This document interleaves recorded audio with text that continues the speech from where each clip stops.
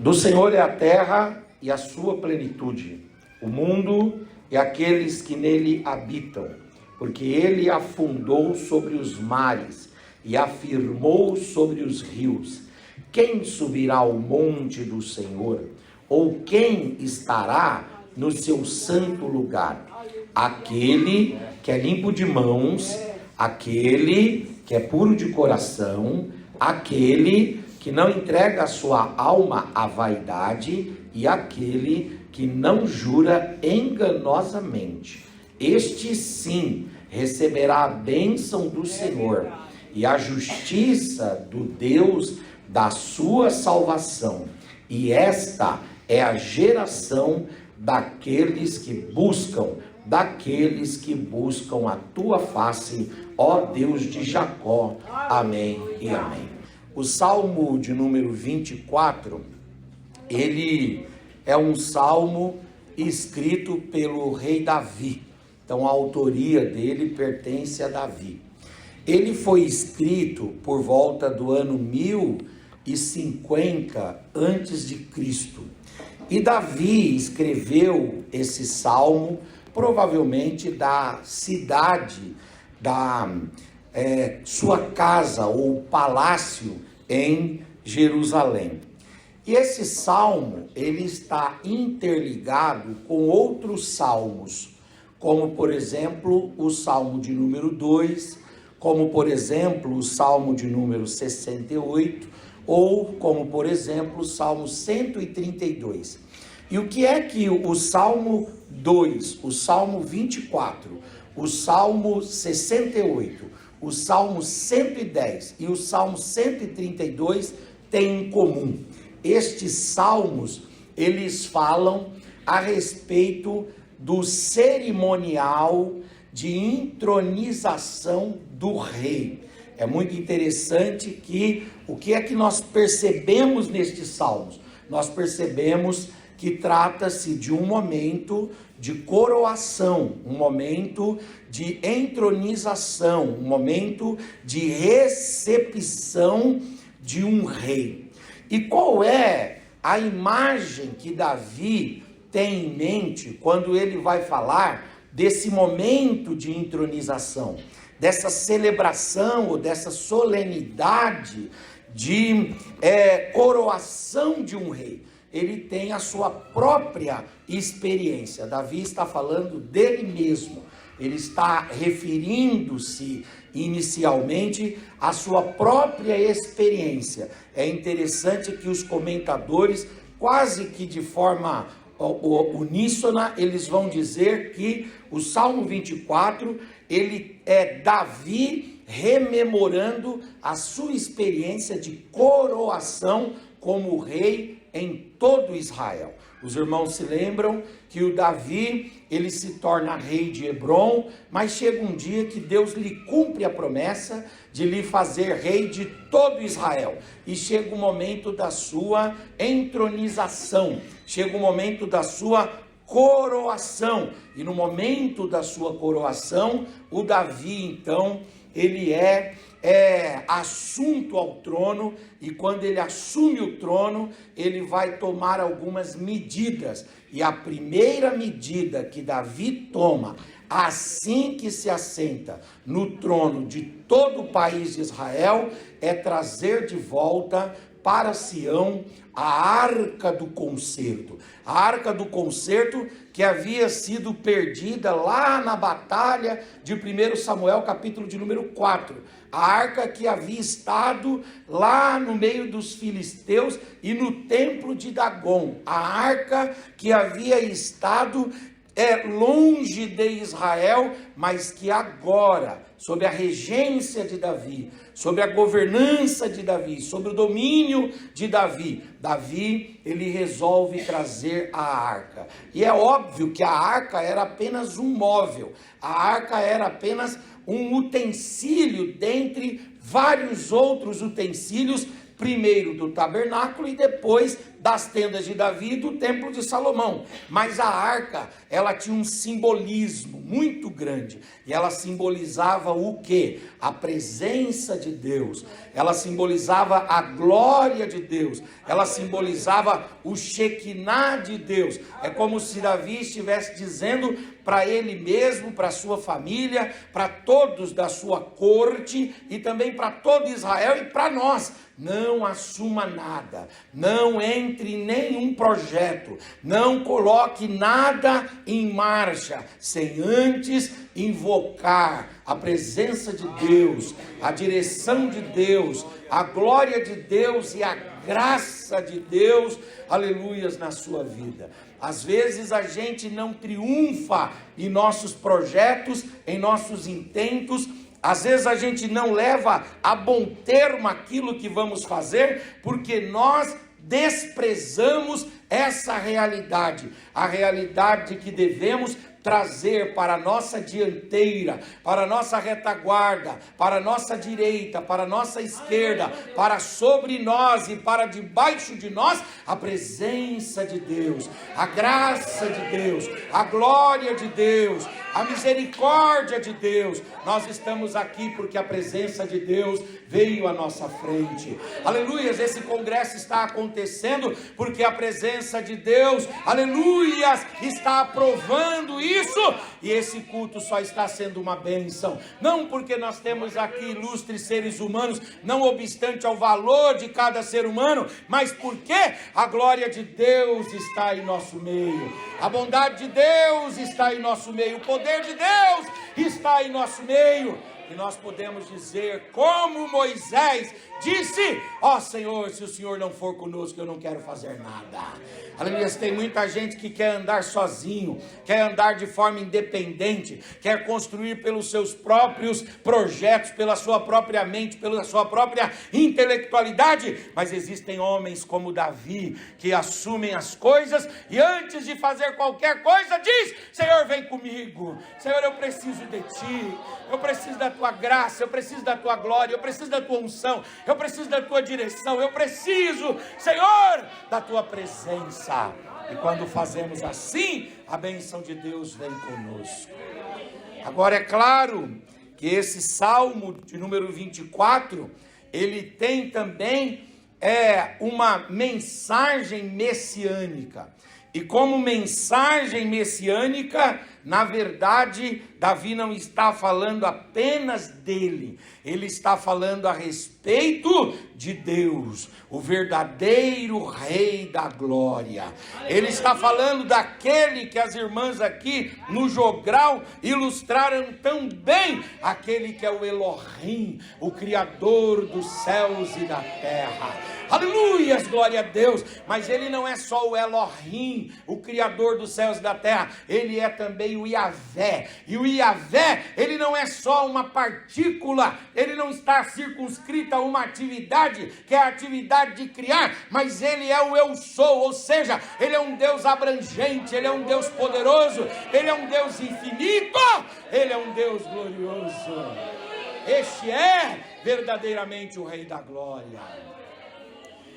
Aleluias, no politeísmo do mundo antigo, mundo este descrito no Antigo Testamento, nós temos lá um Deus para cada coisa, e Deus havia se apresentado como Elohim, o Deus Criador, e alguém dizia, tá vendo? Deus é Elohim, Deus é Criador. Aliás, o texto de Gênesis 1:1 diz: Bereshit bara Elohim, quer dizer, criou Elohim a partir do nada. Aliás, um dia eu estava ouvindo uma professora de hebraico e ela falou uma coisa muito linda. Ela disse assim: não é que Deus cria a partir do nada, porque Deus cria a partir dele mesmo, e Deus, ele não é nada, ele é tudo em todos. Logo, Deus tira o tudo do tudo que é ele mesmo.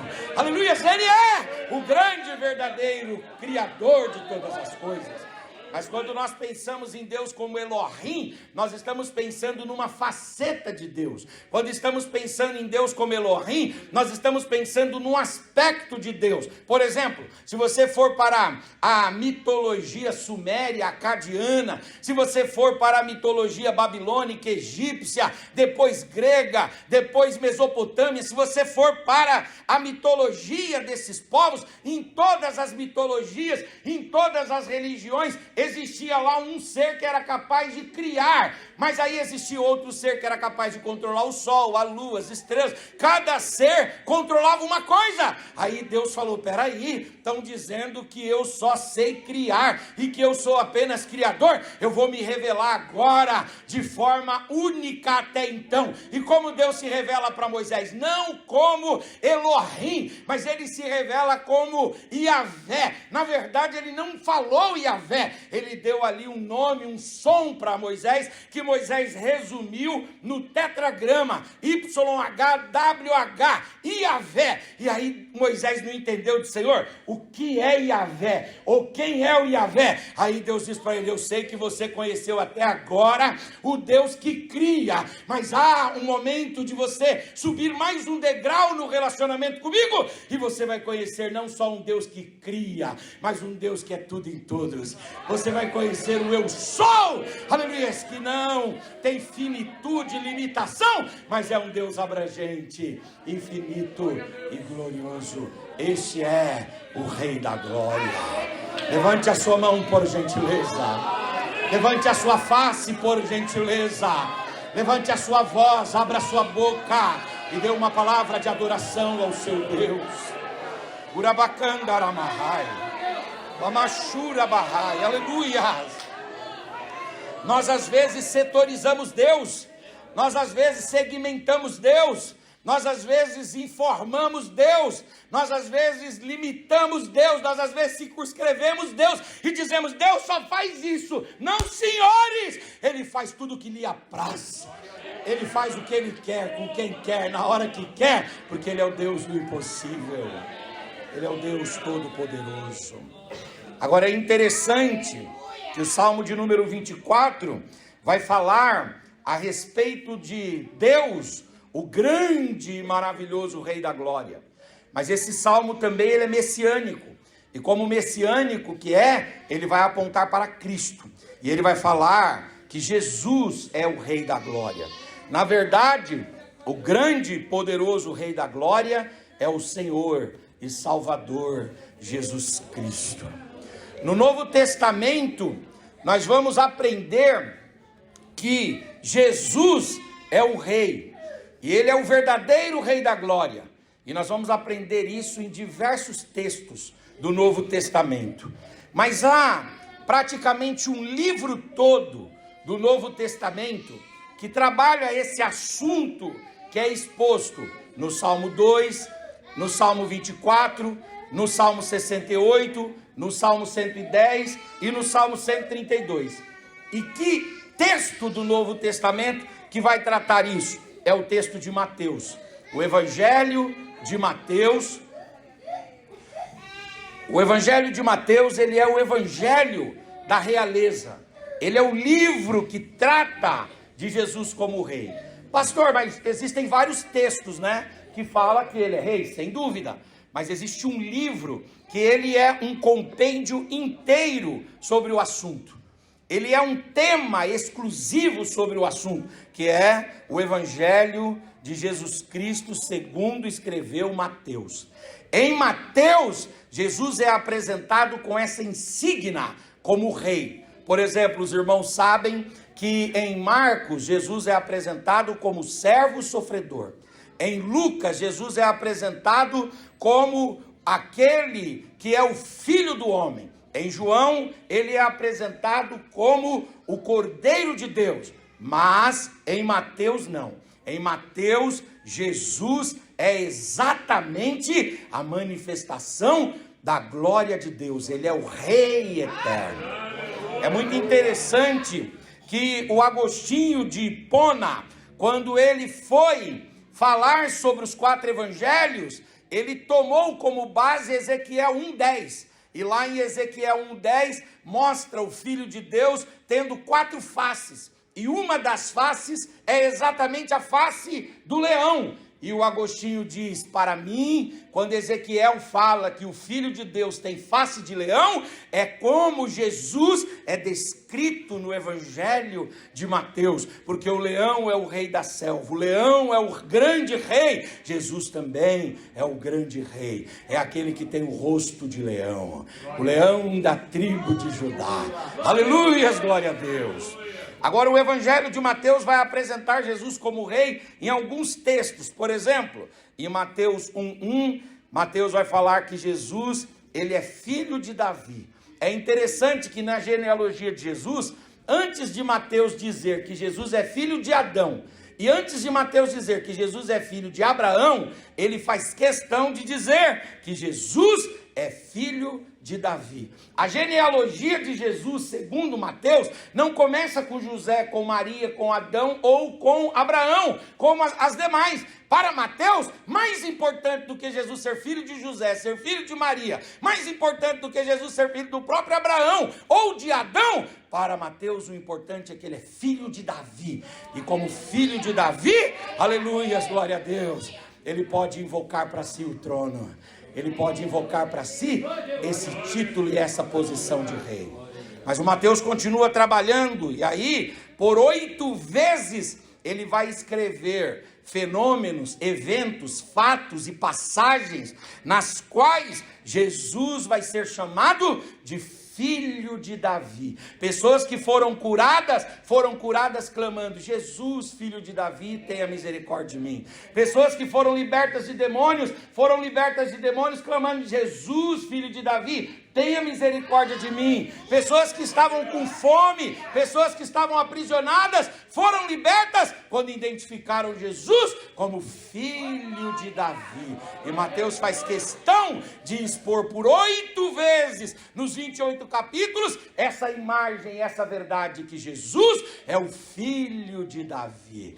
Como filho de Davi, se o Davi é o rei, Jesus é o príncipe. O príncipe, na ausência do rei, ele se torna o quê? Rei também. Nós tivemos recentemente a rainha Elizabeth que faleceu, não é isso? Finalmente ela faleceu. E aí, porque ela já tinha muito tempo de vida, e nós achávamos que Jesus viria e ela não iria partir, mas ela faleceu.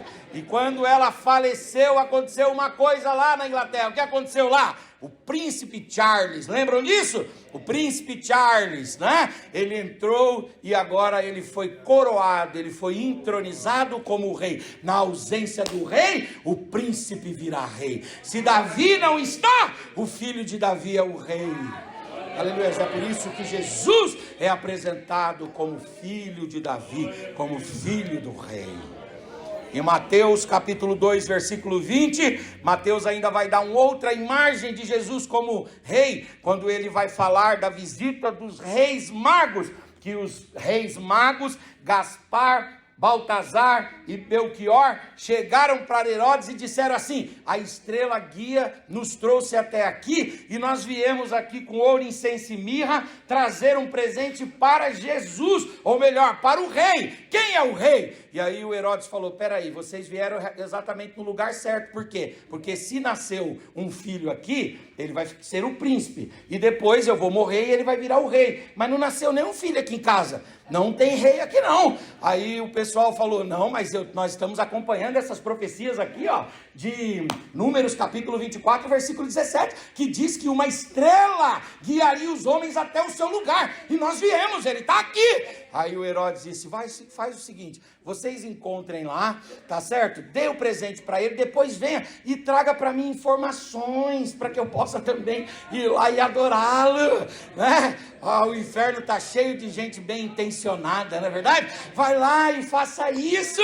E aí a Bíblia diz que eles então chegaram perto de Jesus lá em Belém, reconheceram o lugar em que ele estava e entregaram presentes como se entregasse entregasse para um rei. Ouro era um presente que só se entregava para a realeza, mas Jesus recebeu ouro. Quando Jesus entrou no mundo, os reis de outras nações disseram: vamos ali na Judéia reverenciar o verdadeiro rei, o rei dos reis e o Senhor dos senhores. Quantos querem reverenciá-lo? Levante a mão, levante a face, levante a voz. O Rei da Glória está aqui esta noite.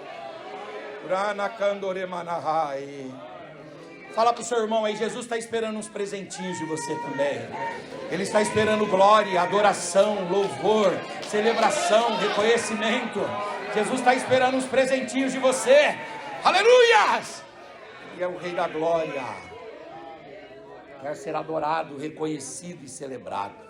Ainda no Evangelho de Mateus, no capítulo 21, Mateus fala de Jesus como rei, quando ele descreve a entrada triunfal, em que Jesus entrou em Jerusalém, montado num jumentinho, sendo ovacionado, cantado por todos que diziam: Hosana, e bendito é aquele que vem em nome do Senhor. E é interessante que lá na entrada triunfal colocaram ali ramos. E se você fizer uma pesquisa nas coroas, nas indumentárias, nas vestimentas dos imperadores romanos, um símbolo da realeza era exatamente o ramo. Era usado para a coroa, era usado como enfeite, era usado nas festas, era usado para decorar os ambientes, mas naquele dia os ramos foram colocados aos pés de Jesus. Era como se o povo dissesse: nós reconhecemos a sua grandeza, a sua nobreza, a sua distinção. E aí é interessante, irmãos, que ali não fizeram só isso. O texto diz que não fizeram só isso, não colocaram só ramos, eles colocaram também as suas vestes. Os irmãos se lembram que quando Estevão está sendo apedrejado, o povo tira as suas vestes e deita as vestes aos pés de Saulo, lembram disso? E o que significava esse ato, essa imagem de tirar as vestes e jogar na frente de Saulo? O que significava? Significava que estavam reconhecendo a autoridade dele como representante do Sinédrio. Quando você tirava a sua roupa e colocava a sua roupa no caminho de alguém, você estava dizendo: eu reconheço a tua superioridade, eu reconheço a tua centralidade, eu reconheço a tua suficiência. E eles então arrancaram as roupas, colocaram no caminho de Jesus, aleluia, reconhecendo Jesus como rei, reconhecendo Jesus como rei e reconhecendo Jesus como rei. Ainda, Mateus vai falar no capítulo 1, versículo de número 20, ele vai chamar Jesus de o Cristo. O que significa essa palavra Cristo em língua portuguesa? Christus, né, ou Christos em grego. O que vai significar essa expressão? Essa expressão, Christos, Cristo, ela é a mesma expressão ou equivalente a Messias no hebraico. E o que significa Cristo e Messias? Significa ungido. E quando a gente vai lá para o Antigo Testamento, quem que era ungido? Alguém diz: os profetas eram ungidos. Nós temos raríssimos profetas sendo ungidos. Profeta não é ungido. Nós temos ali 3 seres ou 3 entes que são ungidos. Primeiro, nós temos os utensílios do tabernáculo, eles são ungidos. Esse negócio de a gente pegar os instrumentos da casa do Senhor e orar, isso é bíblico. Porque a Bíblia, ela diz que a gente deve consagrar ao Senhor, e no Antigo Testamento era usado óleo para consagrar aquilo ao Senhor. Os utensílios da casa de Deus eram ungidos, eram Messias, eram Cristos, eram ungidos, ok? Segunda classe, os sacerdotes. Aliás, lá no livro de Êxodo fala que os sacerdotes eram ungidos com 36 litros de óleo. Esses dias eu fui num lugar, aí o pastor disse: nós vamos ter unção de obreiros lá. Eu falei: amém. E eu pensei que era como a gente, né? Porque eu rodo muitas igrejas que é pela imposição de mãos, como é no Novo Testamento. Mas eles estão ainda vivendo a luz do Antigo Testamento. Pegaram lá o irmão, colocaram ele ajoelhado, e a esposa também, tiraram o celular, tudo de valor, colocaram numa caixinha e pegaram um vidrão de óleo assim enorme, e 2 obreiros jogaram. Falaram: pastor, aqui a gente cumpre a Bíblia. Eu falei: não, aqui vocês estão cumprindo o Antigo Testamento, né? No Novo Testamento a gente não aprende assim não, mas no Antigo Testamento os sacerdotes, eles tinham que ser judeus, eles tinham que ser da casa ou da tribo de Levi, tinham que ser da casa de Arão, e ainda eles tinham que receber o óleo.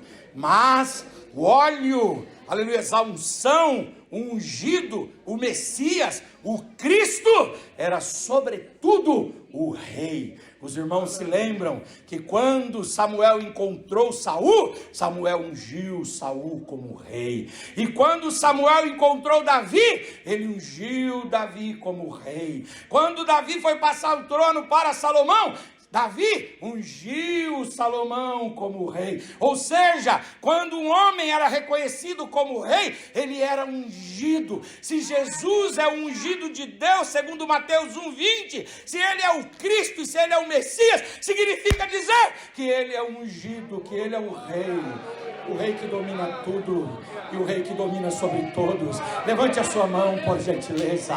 Levante a sua face, levante a sua face. Levante a sua voz, abra sua boca e dê uma palavra de adoração ao ungido de Deus, ao Messias de Deus, ao Cristo de Deus, ao ungido do Senhor, ao nosso Rei. Mateus ainda vai trabalhar um outro argumento a respeito da realeza de Jesus, quando ele fala em Mateus 2,6, ele deixa claro que Jesus é aquele que segura o cetro, conforme Miqueias 5:2. Quando ele está narrando a respeito de Jesus, do nascimento, e ele está falando sobre o local geográfico que Jesus ia nascer, ele diz, Jesus nasceu em Belém. E aí Mateus completa, para que se cumprisse o que fora dito pelo profeta Miqueias. O que Miqueias diz em Miqueias 5:2? Ele diz lá, e tu, ó Belém Efrata, cidadezinha pequena, desprezível, cidadezinha, aleluias, que não estava no mapa da história até aquele momento, que ninguém conhecia, mas tu, ó Belém Efrata, de maneira nenhuma és a mais desprezível das cidades de Israel. Por que não? Porque de ti procederá aquele que empunhará o cetro. Ele vai dominar Israel e ele vai dominar o mundo inteiro. Aleluia. Mateus diz, Jesus é aquele que empunha o cetro. Os irmãos se lembram lá do livro de Esther, que quando o rei esticava o cetro, podia entrar na presença dele, mas quando ele retinha, não podia nem entrar, e nem as mulheres tinham oportunidade. Vocês lembram disso? Hoje em dia, se a minha esposa falar assim, estou indo aí, e eu disser assim, não vem, meu Deus do céu. Se ela disser, aonde eu tiver, posso estar onde for. Se ela disser, estou indo aí, e eu disser, olha o cetro, vou. Chego em casa, minha roupa está tudo lá fora.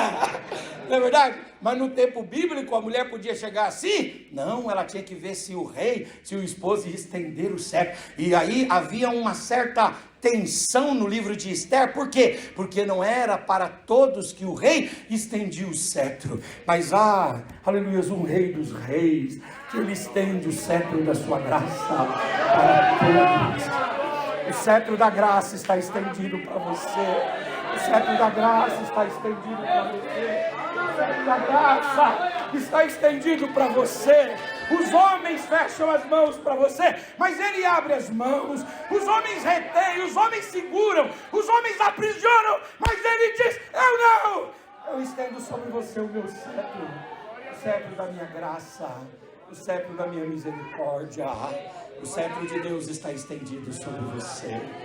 Levante a sua mão, o cetro de Deus está estendido sobre a sua casa.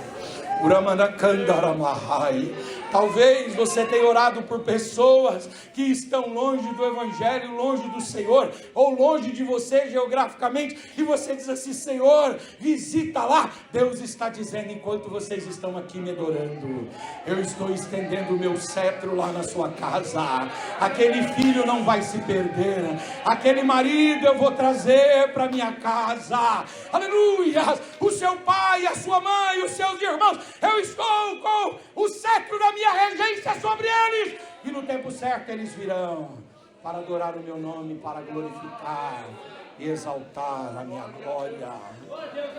Aleluias, aleluias, aleluias, aleluias, aleluias, aleluias. Aleluias. Tem muita gente acanhada, tem muita gente, aleluias, tímida, tem muita gente apequenada diante da sala do trono de Deus, dizendo: será que Ele vai me aceitar? Eu quero dizer que o cetro da graça está estendido sobre você. Aleluias. Conta-se que, aleluias, Abraham Lincoln um dia estava atendendo lá os seus ministros, e numa reunião extremamente acirrada, discussões acaloradas, um dia assim difícil. E aí, de repente, todo mundo ia chegando e alguém dizia: o homem está bravo, não entra lá na sala não, porque hoje não é um bom dia para a gente conversar com ele. Mas daqui a pouco entrou um garotinho correndo, aleluia, passou por todos os ministros e foi para a sala, veio a segurança. Ele disse: deixa entrar, porque esse aí é meu filho, não importa o que esteja acontecendo, ele sempre tem um lugar aqui. Fecha essa porta que eu tenho uma intimidade agora com meu filho. Aleluia, glória a Deus, aleluia. Você tem o cetro de Deus estendido para você. A misericórdia de Deus está estendida sobre você. Levante a sua mão, por gentileza. Eu sei que há fôlego em você ainda, e que há ânimo em você. Levante a sua face, levante a sua voz, dê o maior glória que você puder ao Senhor, porque Ele está com o cetro da justiça dele sobre você.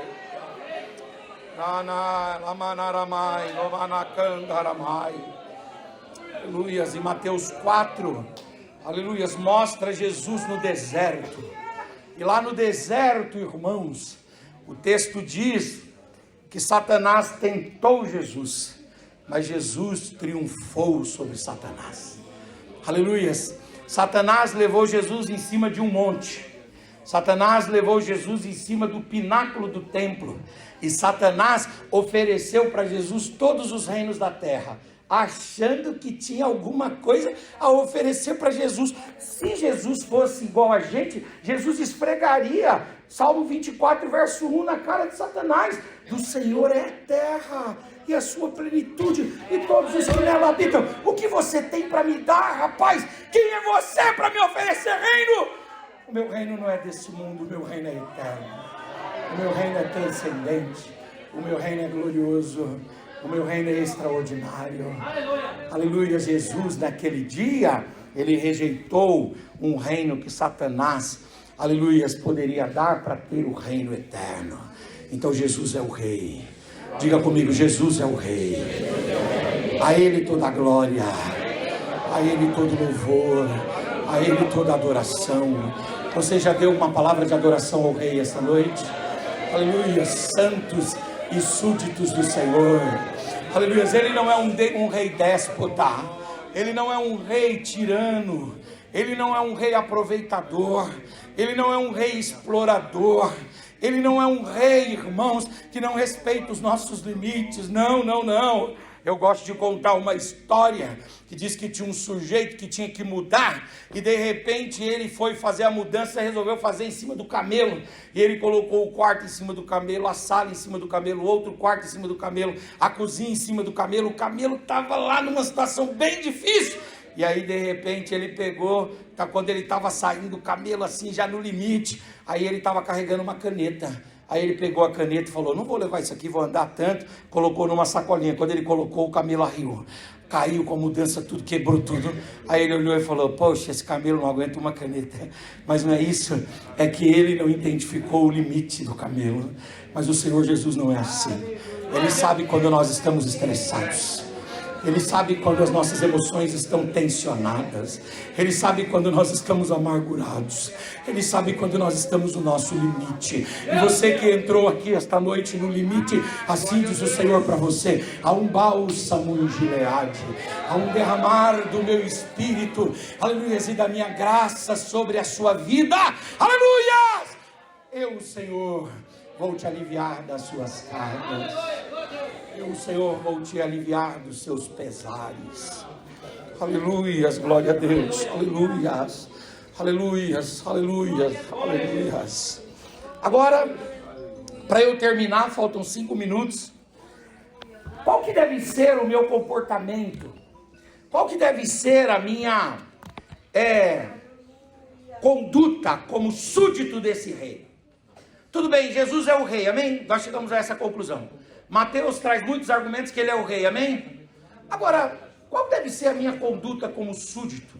Quais são os sintomas de que de fato e de verdade ele reina na minha vida? Porque, irmãos, vamos pensar aqui. Se o Senhor reina no céu, mas não reina na nossa vida, e nada significa isso para nós. Se o Senhor reina sobre os demônios, mas não reina na nossa vida, e nada isso significa para nós. Se o Senhor reina no mundo, se o Senhor reina no universo e nos multiversos, e não reina na nossa vida, e nada significa isso para nós. Só tem sentido a mensagem de que Jesus é rei, se nós nos apropriarmos dela.